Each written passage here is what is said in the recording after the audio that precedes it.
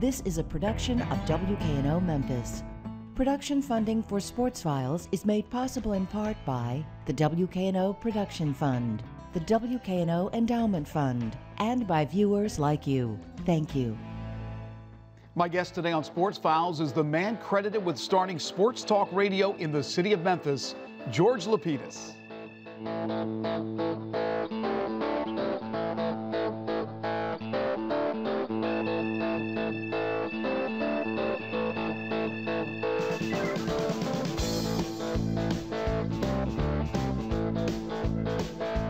He's rubbed elbows with many legends of the game, and he's done so in many different capacities.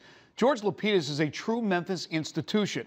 From his days as a columnist and sports editor at the now-defunct Press-Simeter, to his time on television at News Channel 3, to his 43 years of talk radio at Sports 56.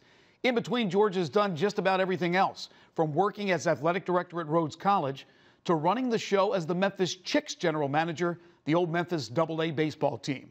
He's been an influential member of the community, a mover and a shaker, and a true historian of the Memphis sports scene. Today, at age 73 and battling a form of pulmonary fibrosis, George has cut his workload, but still hits the airwaves with his unique style and perspective. Yes, George Lapidus, I want to play, and we will, next on Sports Files.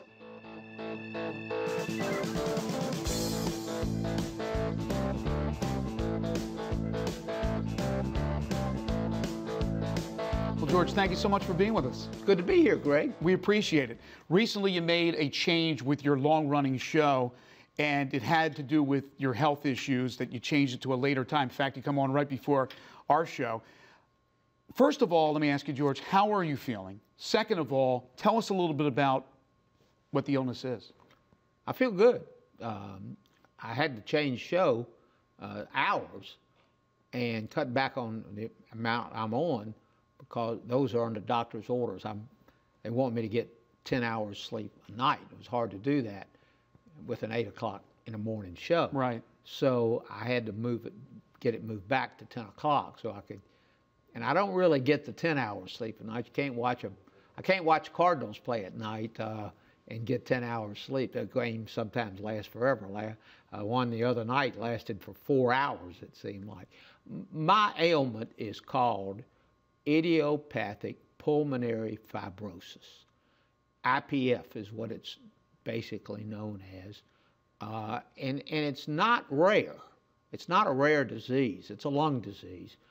40,000 Americans die of it a year. It's the same number, roughly, who die of breast cancer.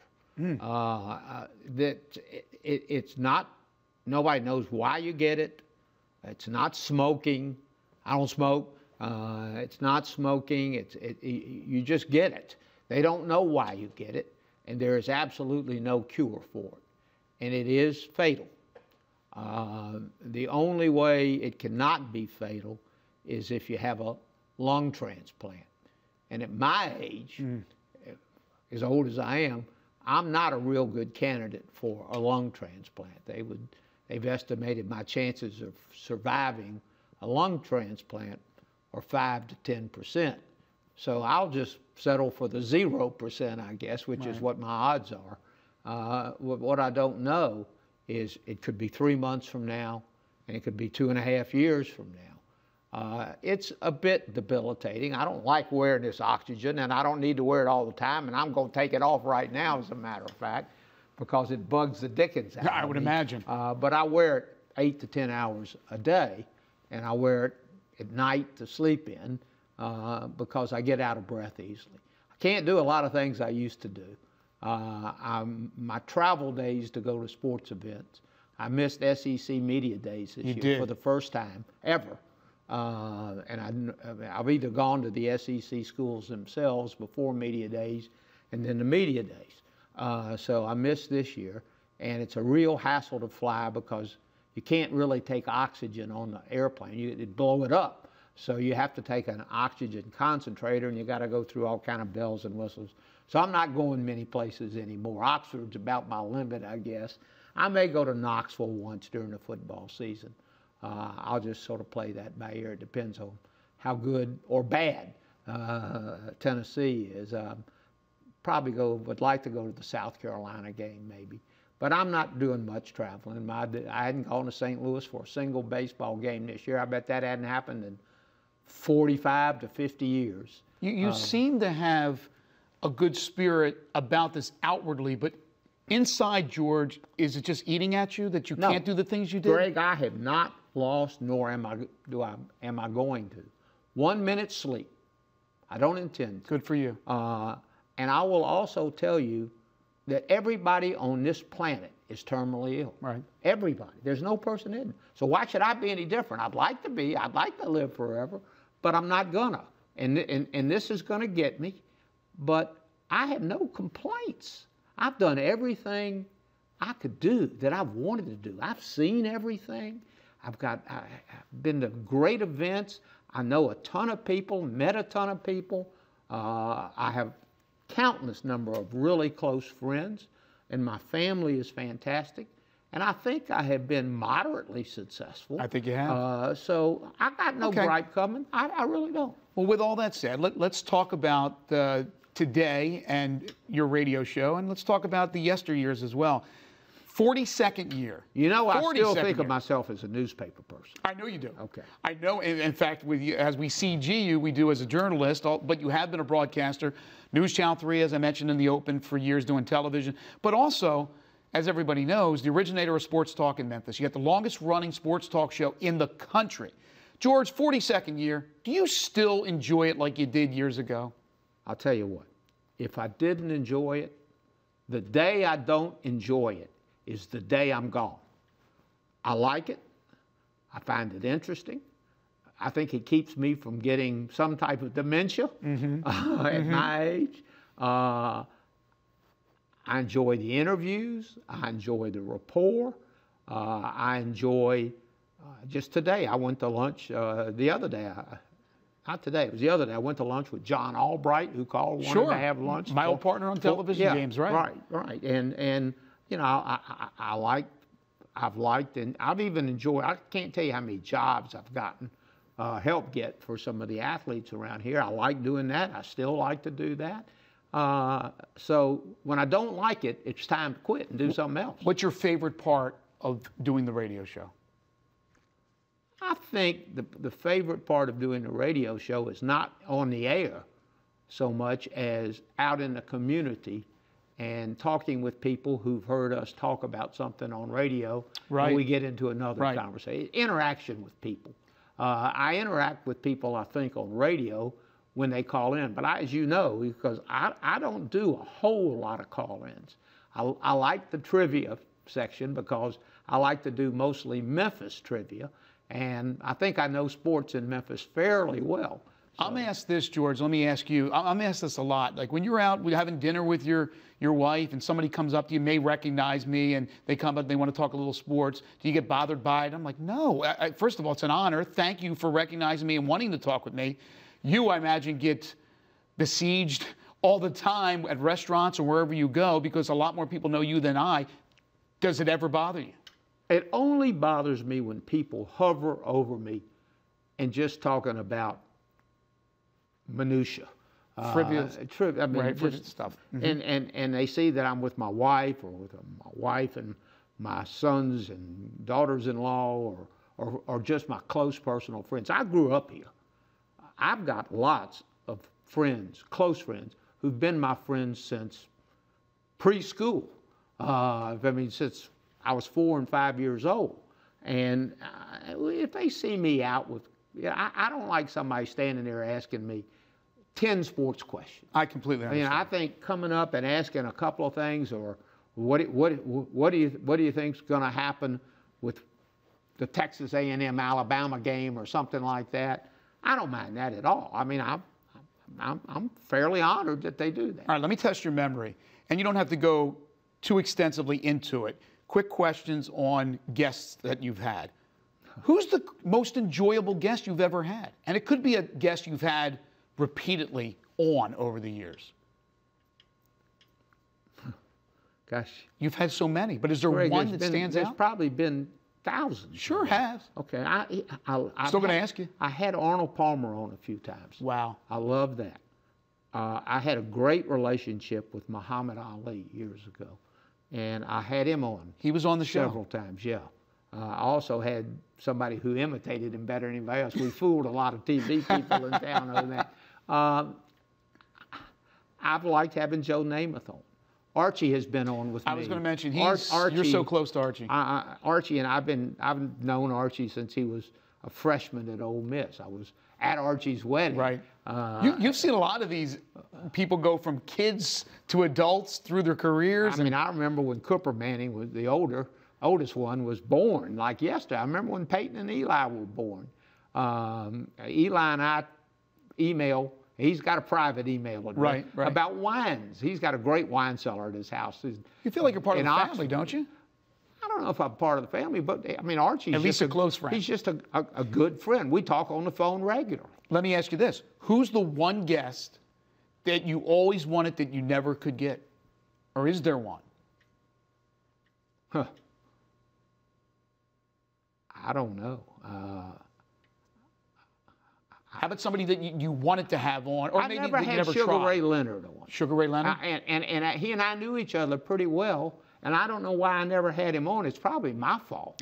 I'm sure it's my fault. He never turned me down. I don't think he would have. So I never had Sugar Ray Leonard on.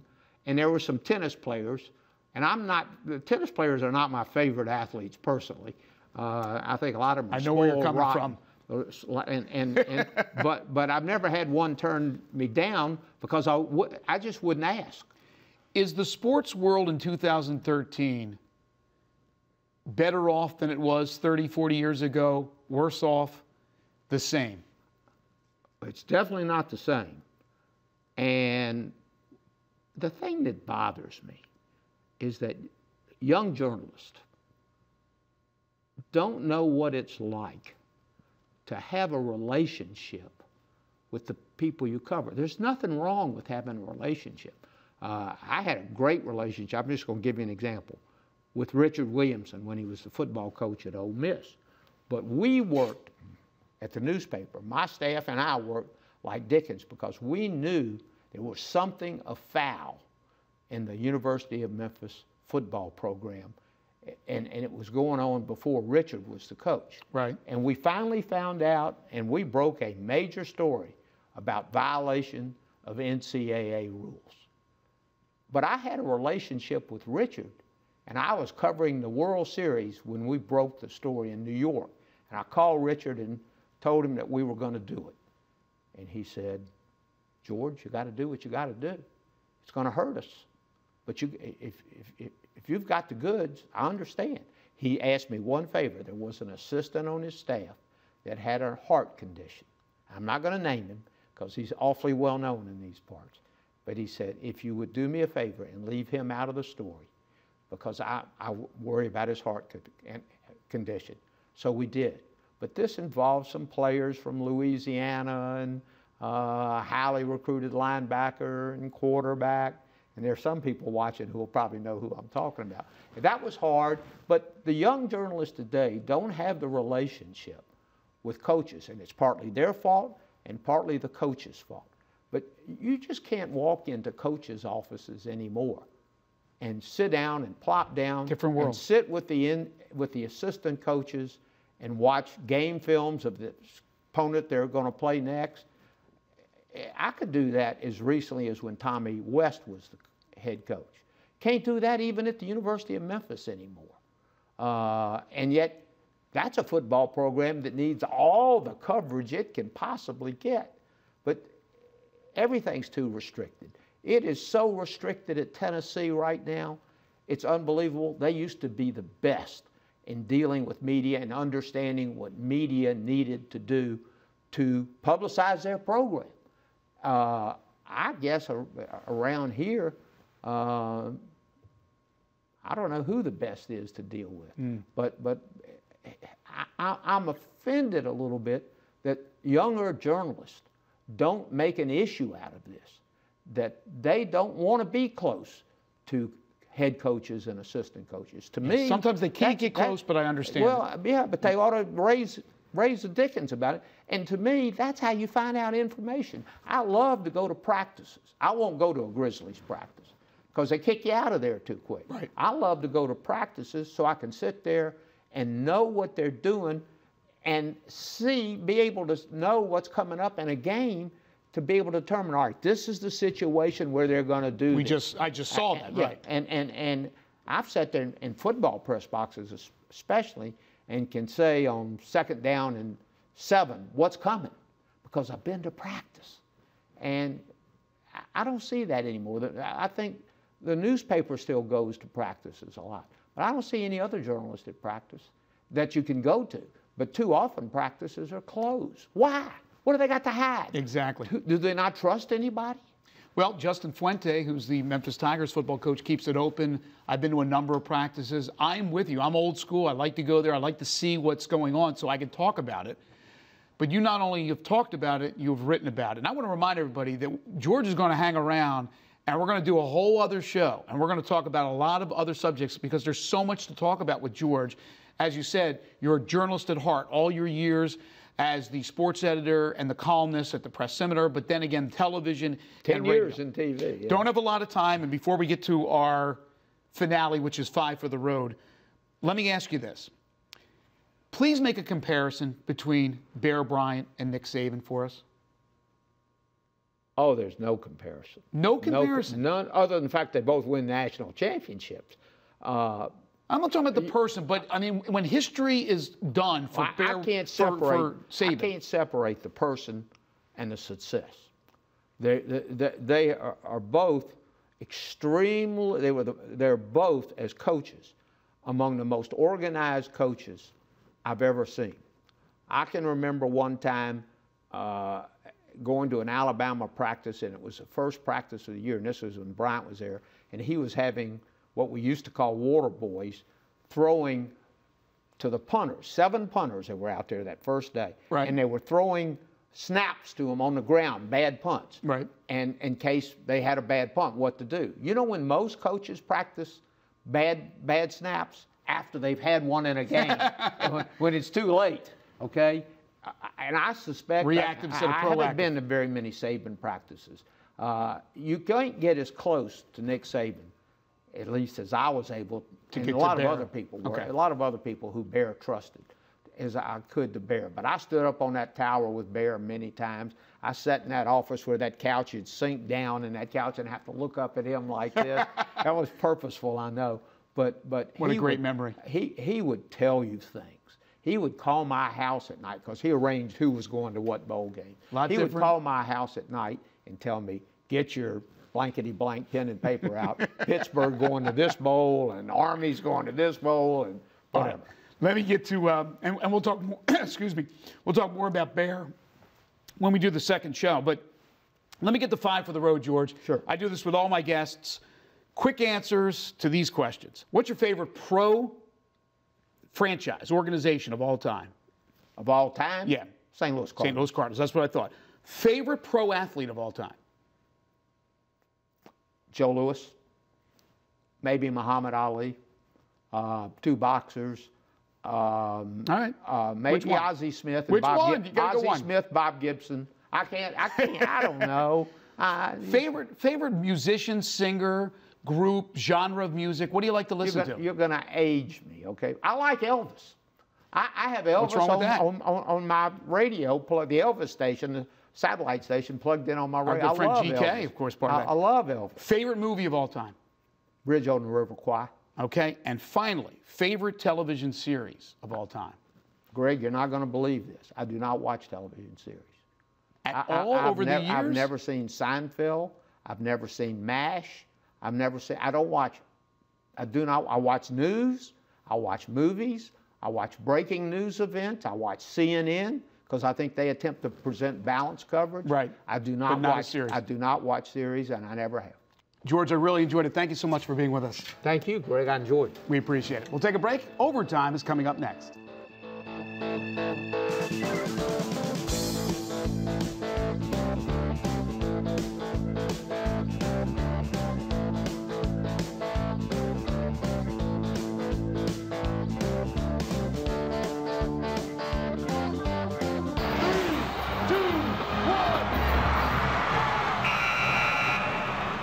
I guess it's only appropriate that on a show where I talk with George Lapidus, I also feature one of the finest athletes to ever hail from Memphis, and a man George has known for a half-century, John Bull Bramlett.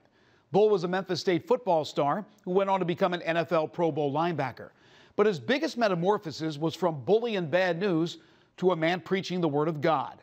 Recently, his life became a story for the big screen with the release of the documentary, Taming the Bull, the John Bull Bramlett story. I was fortunate to be in attendance recently for the premiere and had a chance to talk with the film's producer, Grant Guffin.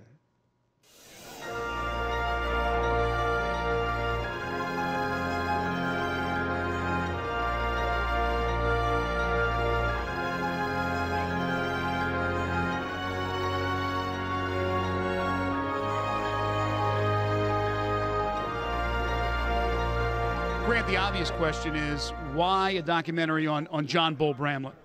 Well, John has such a powerful story, and his family wanted to make sure that that story continued to be told beyond his lifetime and beyond places that he himself can go. John is in his 70s, and so it was important to get that story documented for posterity. I said, who is he?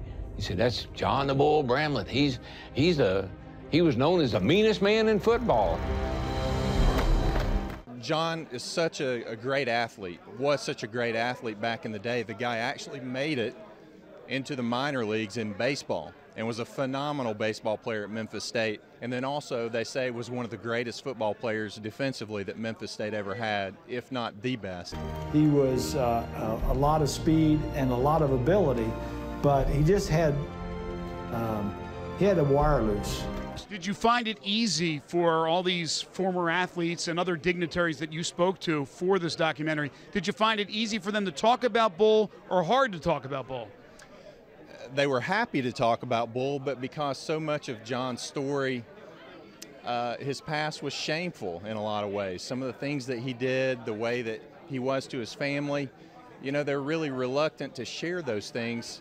But John said, you know what? You can't appreciate who I've become unless you know who I was before. There was a fine line there between him being a fun drunk and a mean drunk. Yeah, I was very scared of my dad. Johnny was blitzing like crazy, and I'd throw the ball and complete the pass. He'd hit me, he'd knock me 5 yards back. But they really had a friendship off the field. You know, Joe would come over to their house for the kid's birthday party, or before the Jets played the Broncos, he would come and Nancy would feed him. And then the next day, John would try to beat the food out of him on the football field. After about the 4th or 5th hit, I said, Johnny, you're not going to get me with the ball. Lighten up a little. I'll get you, Joe. I'll get you.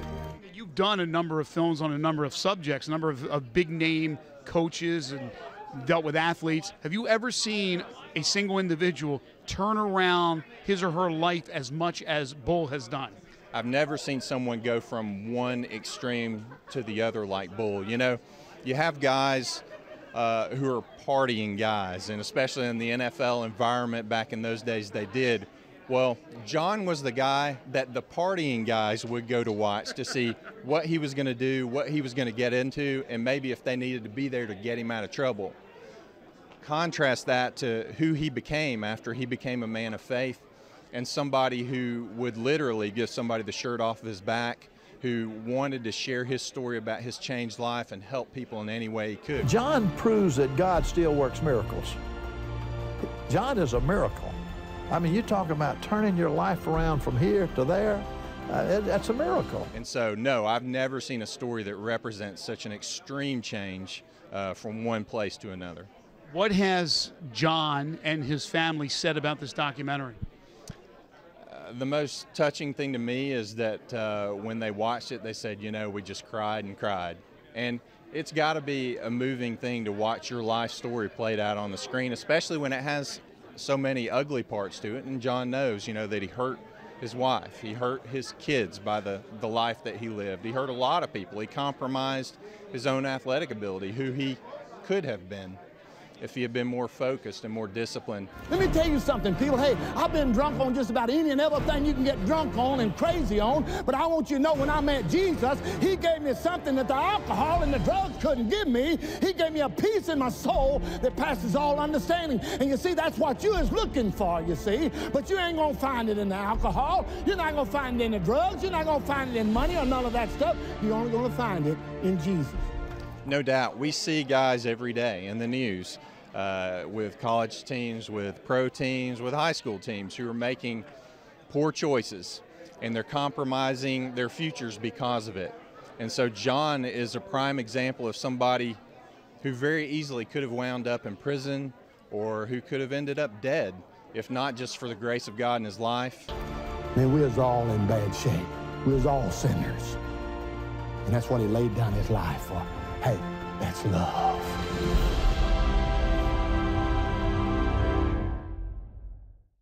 This Saturday, Bramlett and many other former Memphis Tigers stars from the early 60s will be honored at Liberty Bowl Stadium as the Tigers kick off their season facing the Duke Blue Devils.